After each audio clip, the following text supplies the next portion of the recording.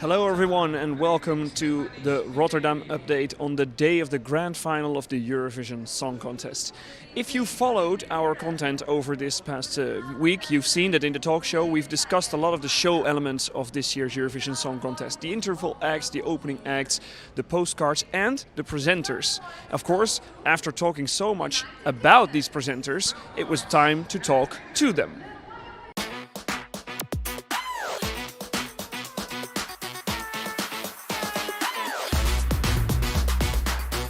You were just on the Eurovision stage. How was it?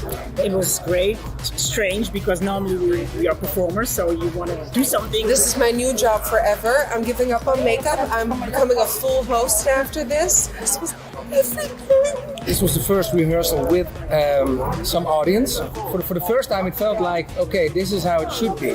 So honored that we are going to do this.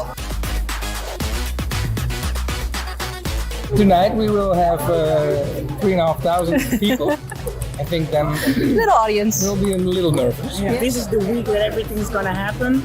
I was a little bit sweaty, like, oh my gosh, I hope everything goes well. Don't fall, those heels. I'm not a fan of heels, but That's why I don't wear heels. So is there a life after Eurovision? Is there life after Saturday? We're gonna have a good meal, nasty snack meal, fries with everything. Eat some fries, Lots of fries. ketchup, mayonnaise and onions. Yep. That's something Dutch. Frikandel speciaal. Frikandel. And I think a vacation will be great. I'm looking forward to a very cold, big glass of white wine.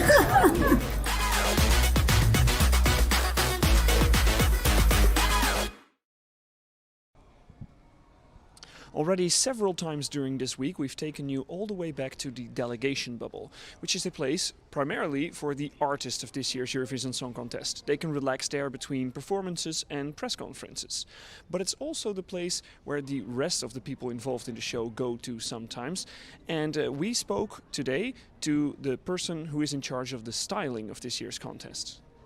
This is where we do all the finishing touches for the looks for all the dancers and the artists that will be performing in the opening and interval acts, and the final touches for some of the dresses for the hosts.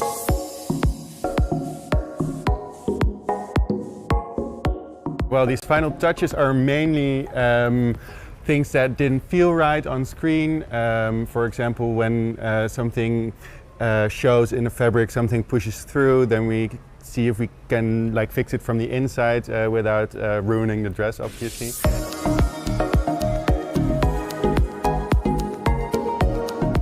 We really went 3D with all the outfits, so it's not just skin-tight catsuits that they're used to. So we used all these weird 3D shapes.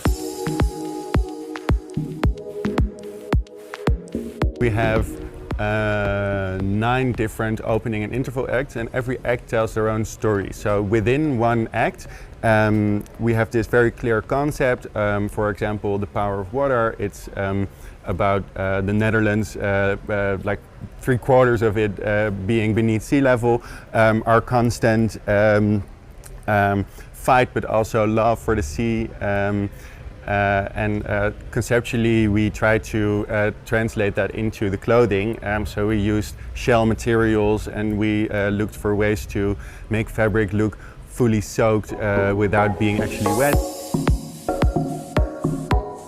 We have some patterns over here at our atelier in Amsterdam, where we have been working for 1.5 years and everything. We have this times 20 for all the looks that we created. We created over 330 looks for all the dancers and the artists and the hosts. So these are the ones, the patterns for the clothing. For the things that we have been working on still here. So we hit obviously some of the actual pieces. Yeah, can you tell us what this is? We thought this is such an abstract shape that nobody will really recognize what it will be for. Okay, and note over there also. It's okay. We've been working for well, now 1.5 years on all these looks, and we can't wait to show our little babies to the world. So I would love to tell you all about this, but let's keep it a secret for for just a couple more days. You saw an interview with the head of styling for this year's Eurovision Song Contest, and you will see a lot of the costumes that he created for this year's competition tonight at the grand final during the opening and interval acts. It is the day of that big final, and that means that a few people can actually attend the show here in the arena. We're very happy about that, of course. But because most of the people and most of the viewers that watch this show right now will probably be watching all these shows on TV, we would like to give you a small look into how it is going to that arena, going really inside the venue for the Eurovision Song Contest shows.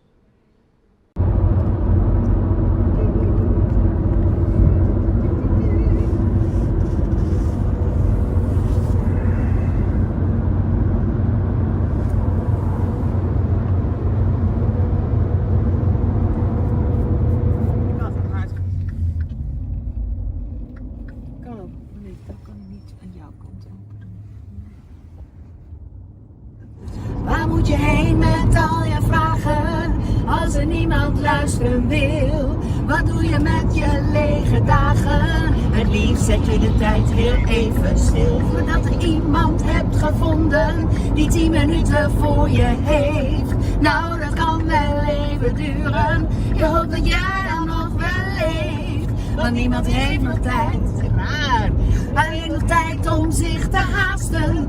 Nee, niemand heeft nog tijd. Ja, we missen natuurlijk de andere dames, Ja. hè? Van Mrs. Einstein. Ja, Paulette en ik, wij gaan altijd samen op pad. En nu met Leon, we zijn onderweg naar Rotterdam. Joehoe! Dus zo pa pa pa pa pa pa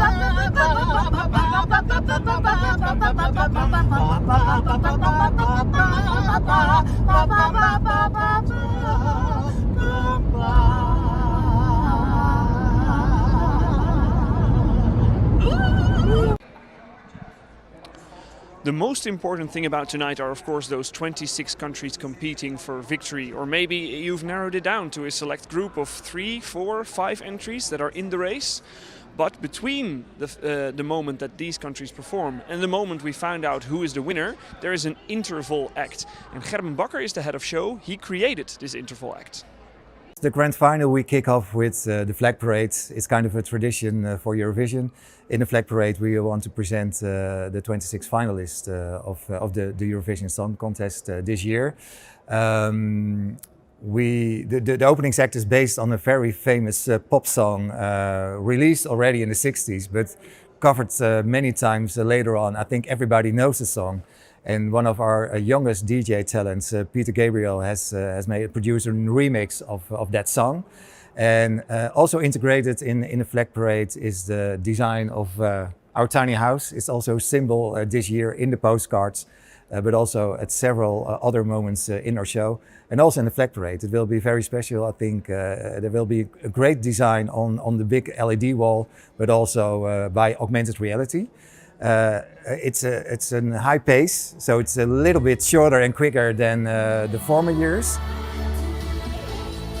I think we've got very special interval acts. One I want to emphasize is the act called Music Binds Us. It's a big interval act with one of our famous DJs, Afrojack, top DJ, always in the top 10 of the world. And we want to tell the story of our popular DJs and the dance scene from the Netherlands. And also the team Open Up fits at this act because we are going to open up 2 different kinds of music styles. So Afrojack will perform with a classical orchestra based on his biggest hits. And I think it's going to be very special because I think in the first time in history we have split the whole interval act up in 2 moments. We kick off with a special movie directed by one of the famous directors of the Netherlands. And then we switch live to our stage here in Rotterdam on a very special way. So I would advise to check this out. That's going to be very special. You know, it's the 65th edition of the Eurovision Song Contest, and that's why we want to stand by our legacy. And that's why we invited former winners to do their winning song once more. And they're not going to do it on stage, but on several rooftops here in Rotterdam. So it's going to be, I think, very spectacular. We've got Lordi on the rooftop, we've got Monselmelo, but also Dutch winners like Lenny Koer and Tietjen. So especially for the Eurovision fans, but I think for everybody, it's great to see them back on a very unique location here in Rotterdam.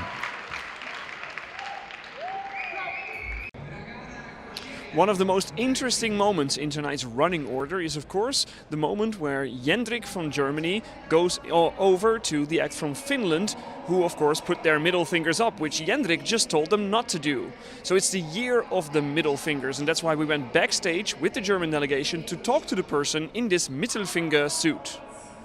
I'm Sophia Euskirchen and I'm from Germany. I'm the peace sign, you can see it. I don't feel hate, I just feel sorry. I was on tour with Jendrik and he asked me if I can be a middle finger in his music video. He wanted to have a person like a little grumpy person who smokes. So he asked me and I said yes, of course. And then he put this video to the Eurovision Song Contest. It feels crazy because I never expect that. If you knew, would you still have said yes, sure? Yes, I think yes. Yes, I would say yes. Yeah, every time again. It was not allowed to have the middle finger on stage, so we decided to be that I am then a peace sign. It's not comfortable. It's because my arm, I have to hold it up for a long time, and there are so many pins in my hair, and we have to put pins here so that it holds because I'm dancing like, you know, and this is yeah, hard and it hurts. And I feel sorry. The message is the most important thing. Don't feel hate to other people who hate you. Be nice to everyone and just be, yeah, feeling sorry for them. And I hope to be that we come in the top 10 because Jendrik worked so hard for that. I don't feel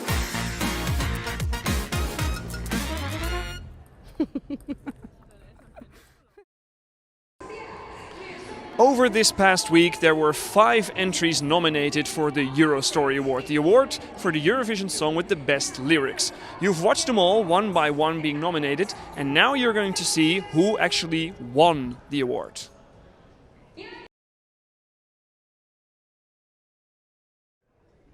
Thank you so much. Thank you. Thank you so much. Thank you. For me, especially, because I'm the lyricist of the group, that's pretty special, and it's like the first lyric prize I win in my life, actually. So thank you. You will be reminded for the rest of my life. Thank you. This goes like right in my house, on the top of my TV.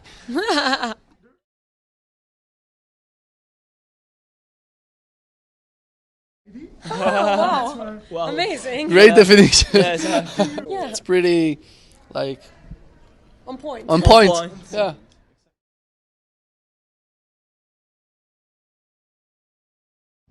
Oh my God! I never thought about it. No, it's a coincidence. It's actually a coincidence. That's like yeah, we just like show the difference between us and them, like. Basically. Yeah. The special part, like where the bass solo is like when it says la gente purtroppo parla, non sa di che cosa parla, and that means like people always talk and give comments, but they don't know what they're talking about. So this like represents the whole message of the song, that is about like don't caring about what other people tell you. We're like, yeah, that's a banger. Well, we think this is just an important message for everyone to know, like what we want to do with our music is like make other people maybe that feel like judged by society feel okay with themselves and maybe see that there are other people like being who they are and not caring about other people are telling you, maybe this can help to make them feel like not alone. So we think this is an important message for everyone.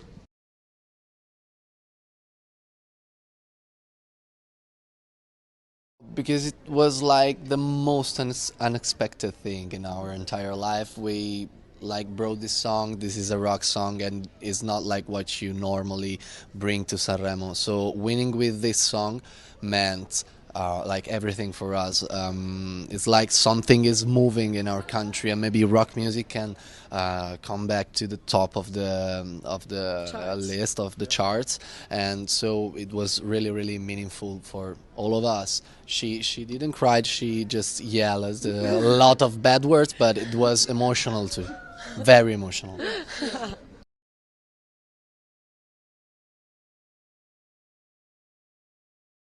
Maybe the message that we share, because we always try to tell people just to be who they are and feel comfortable to be themselves. So I think that this is something that we have in common. Thank you. Thank you, everybody. Italy has won this year's Eurostory Award. They are the Eurovision entry with the best lyrics. But will they also be the winner of this year's Eurovision Song Contest?